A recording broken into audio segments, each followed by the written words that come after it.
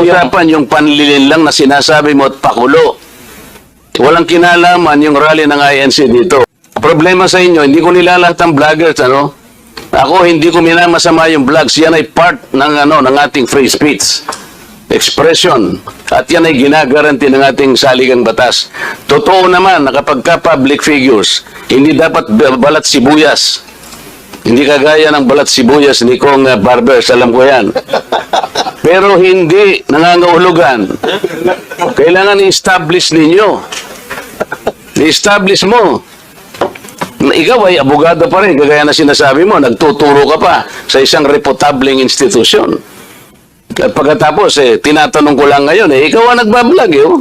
Basta po tungkol po talaga yung naging topic ko po kayo tungkol dun sa rally ng Ano ANC. nga yung sinabi ko sa rally na nanilang ako ng Pilipino? Wala ka man lang maisip? Ito yung uri mo na hindi kailangan talagang nagbablog, eh. Nami-mislead mo yung mga tao, nililin lang mo yung mga tao. Ang dahilan ay hindi mo man lang masabi kung ano yung aking mga panlilin lang na sinasabi mo rito. Pakulo at panlilin lang.